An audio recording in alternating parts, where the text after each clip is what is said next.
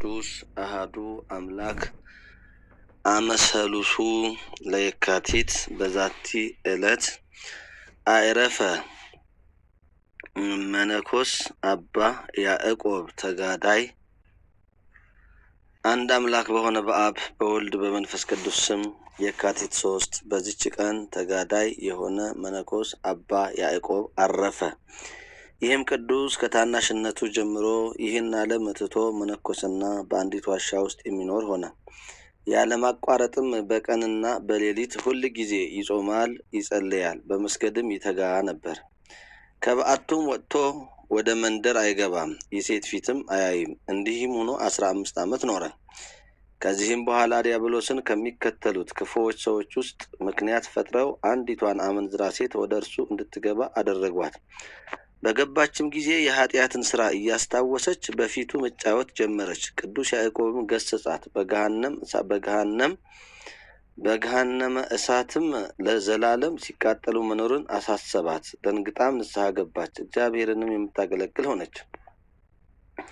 ሰይጣንም መፈታተኑን አልተወውም። ከሀገር ታላላቆችም በአንዱ ሰው በሴት ልጁ ላይ አደረ። የሚጥላትና የሚያንከባልላት ሆነ። ወደ አባ ያዕቆብም ይወስዳት ዘንድ እርሱም ሊያድናት እንደሚችል አሳሰበው።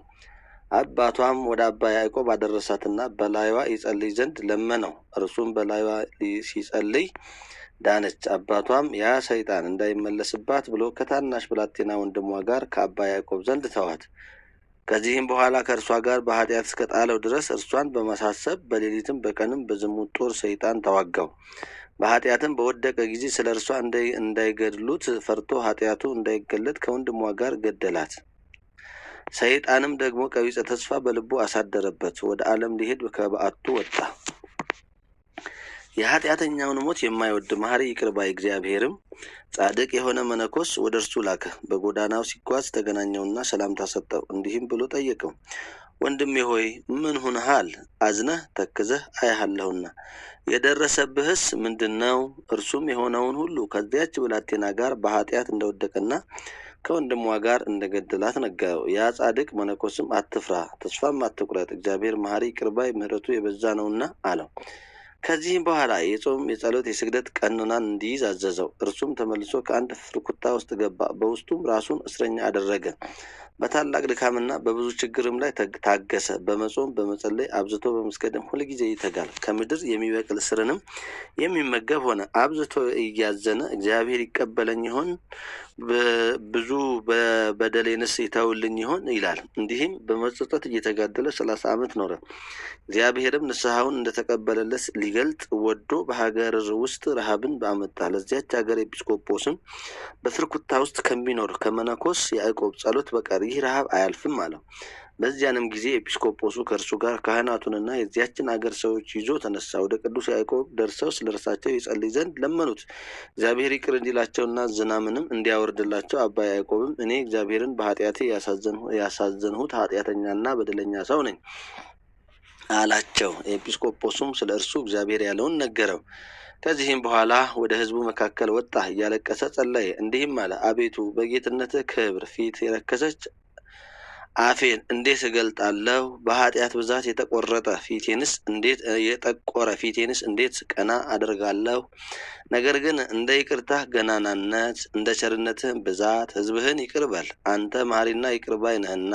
በዚህም ጊዜ ብዙ ዝናም ወረደ። እርሱም ጸሎቱንና ንስሐውን እግዚአብሔር እንደተቀበለው ኃጢአቱንም እንደተወለት አወቀ። ከዚህም በኋላ አስቀድሞ እንደሚሰራው ተግቶ መጸለዩንና መስገዱን አላጎደለም። ነፍሱንም ዳግመኛ በኃጢአት ውስጥ እንዳትወድቂ ተጠበቂ በማለት ይገስጻት ነበር። ከዚህም በኋላ ዕድሜውን አድርሶ እግዚአብሔርንም አገልግሎ በሰላም አረፈ። ለእግዚአብሔር ምስጋና ይሁን፣ እኛንም በጸሎቱ ይማረን፣ በረከቱም ከእኛ ጋር ትኑር ለዘላለሙ አሜን። አርኬ ሰላም ለያዕቆብ በደዌ ኃጢአት ዘሐመ ሶበ አመከሮ ሰይጣን እንዘይነብር ገዳመ እግዚአብሔር ምክሮ ውስተ ህሊናሁ አቀመ እምቀቢጸ ተስፋ ከመ ይነስህ ዳግመ እስከ በጸሎቱ አውረደ እምሰማይ ዝናመ። በዚህችም ዕለት የባሕታውያን አለቃ ኑሮ የመላእክት ኑሮ የሚመስል ከትሩፋቱም የሃይማኖት ፍሬ የተገኘ የከበረ አባት እብሎይ አረፈ። ቅዱስ አትናቴዎስም ከተሰደደበት በተመለሰ ጊዜ ወደ ቂሳርያ ኤጲስቆጶስ ወደ አባ ባስልዮስ ዘንድ መጡ። ሁለቱም በአቡቂር ቤተ ክርስቲያን አደሩ። በግብጽ ገዳማት ስለሚኖሩ ቅዱሳን እርስ በርሳቸው ሊነጋገሩ ጀመሩ። አባት ሊቀ ጳጳሳት አትናቴዎስ አባ ጳኩሚስ አለ ብሎ ተናገረ። አባ ባስልዮስም አባ እንጦንስና አባ አሞኒ አሉ አለ። በእንዲህ ያለ ነገርም ከእርሳቸው የሚልቀውን ሊረዱ ሽተው ሳሉ የካቲት 5 ቀን በመንፈቀ ሌሊት አባ አትናቴዎስ ራእይን አየ። እስከ ሰማይ የምትደርስ ታላቅ ዛፍ ነበረች። ቅርንጫፎቿ እስከ ባህር ደርሰዋል። ብዙ ሰዎችም ከቅርንጫፎቿ በታች ተጠልለዋል። በመካከሏም ታቦት መሰዊያ አለ። ከዚህም ራእይ የተነሳ እየተደነቀ ሳለ እነሆ የመላእክት አለቃ የከበረ ሚካኤል ከሰማይ ወርዶ ይህን ያየኸውን ከባስልዮስ ጋር ተነጋገር፣ እኔም እገልጥላችኋለሁ አለው። እንዲህ ብሎ ተረጎመላቸው። ያየሃት ዛፍ በግብጽ አውራጃዎች ውስጥ የሚሰራ ገዳም ነው። ቅርንጫፎቿም መነኮሳት ናቸው። መሰዊያውም መላእክት የሚጎበኙት የእግዚአብሔር ማደሪያ። ይህ ርኩሳን መናፍስትን የሚሽር የሐዋርያት አለቃ የጴጥሮስ አምሳል የሆነ አባ እብሎይ ነው። በእስክንድርያ የሚኖር አንድ የመቶ አለቃ የአባ እብሎይን ዜና ሰምቶ በረከቱን ይቀበል ዘንድ ወደ አባ እብሎይ እንዲልከው ሊቀ ጳጳሳት አትናቴዎስን ማለደው። እርሱም ከ7 መነኮሳት ጋር ሰደደው። እነርሱም አባ ኤስድሮስ፣ አባ ዮሐንስ፣ አባ ብሶይ፣ አባ አሞኒ፣ አባ ፊቅጦር፣ አባ አግሮኒኮስ እና አባ ካሉናስ ናቸው።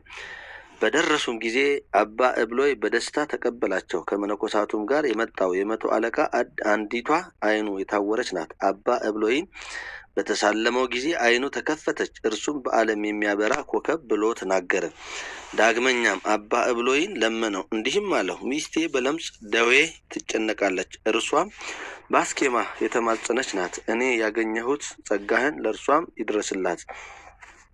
አባ እብሎይም በክብር ባለቤትም ጌታችን ስም ፈውስ ይሁንላት አለ። ይህም ቃል ከአፉ እንደወጣ ድና ጤንነትን አገኘች። በአንዲትም ዕለት አባ እብሎይ ከመነኮሳት መካከል ቁሞ ቤተ ክርስቲያን የምትሰራበትን ያስገነዝበን ዘንድ መድኃኒታችን ክርስቶስ ከደቀ መዛሙርቱ ጋር ይመጣልና አንዱ ከእናንተ አይሂድ፣ ከዚህ ይኑር እንጂ አላቸው።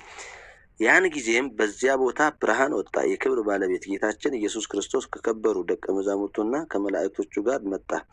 የቤተ ክርስቲያኒቱ ሕንጻዋ የሚመሰረትበትንም አሳያቸው። እርሱም በበጎ ስራ ሁሉ ፍጹማን የሆኑ ዘንድ ፍቅርንም ያጸኑ ዘንድ ልጆቹን ይመክራቸው ነበር። እየመከራቸውም ፊቱ ተለውጦ እንደ እግዚአብሔር መልአክ ፊት ሆነ፣ ሁለመናውም እንደሚነድ እሳት ሆነ። እነርሱም ፈሩ። እርሱም ልጆቼ አትፍሩ፣ እነሆ እኔ እሰናበታችኋለሁ አላቸው።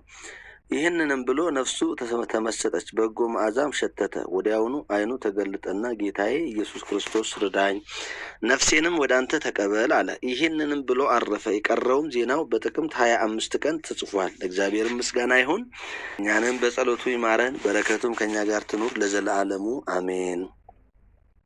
ሰላም ለእብሎይ መምህረ ስርዓት ወሕግ ዘደብረ ብሎግ ምግባሩ ሰናይ ምስለ ሃይማኖት በደርግ ያስተፌስ ልበ ደቂቅ ወህሊና ኩሉ አእሩግ ከመያስተፌስ አይጉራተ ዘይውህዝ ፈለግ። በዚችም ቀን የሶርያዊ ቅዱስ ኤፍሬም የሥጋው ፍልሰት ሆነ። በረከቱም ከኛ ጋር ትኑር ለእግዚአብሔር ምስጋና ይሁን አሜን።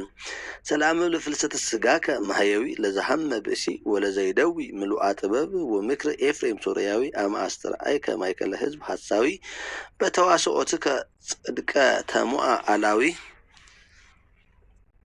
የካቲት 3 ቀን የሚከበሩ ዓመታዊ ቅዱሳን በዓላት ቅዱስ ኤፍሬም ሶርያዊ አፈ በረከት በዓለ ፍልሰቱ፣ ቅዱስ አባ እብሎይ ገዳማዊ፣ አባ ያዕቆብ መስተጋድል። ወርሃዊ በዓላት በዓታ ለማርያም ውስጥ ቤተ መቅደስ፣ ፋኑኤል ሊቀ መላእክት፣ ቅዱሳን ዘካርያስ ወስምዖን፣ አባ ዜና ማርቆስ ጻድቅ፣ አባ መድኃኒነ እግዚእ ናቸው። ለምኑ ይሰጣችሁማል፣ ፈልጉ ታገኙማላችሁ፣ መዝጊያን አንኳኩ ይከፈትላችሁማል። የሚለምነው ሁሉ ይቀበላልና የሚፈልገውም ያገኛል፣ መዝጊያንም ለሚያንኳኳ ይከፈትለታል። ማቴዎስ 7 ቁጥር 7።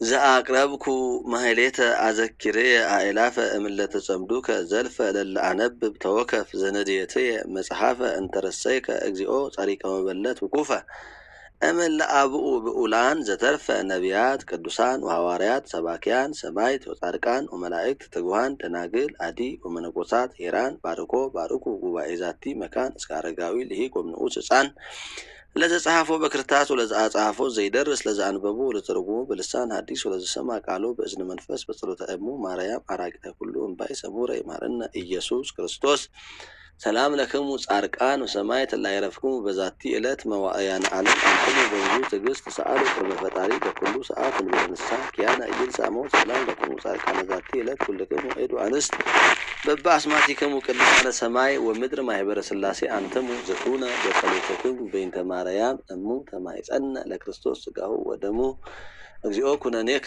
ወሰላመከ ሀባ ለሀገር ጽድቀከኒ ለህዝበ ክርስቲያን አግርር ጸራ ወጸላይታ ታይተ እገሪሃ እቀብ ህዝባ ወሰራዊታ ለሀገሪትነ ኢትዮጵያ ለዓለመ ዓለም።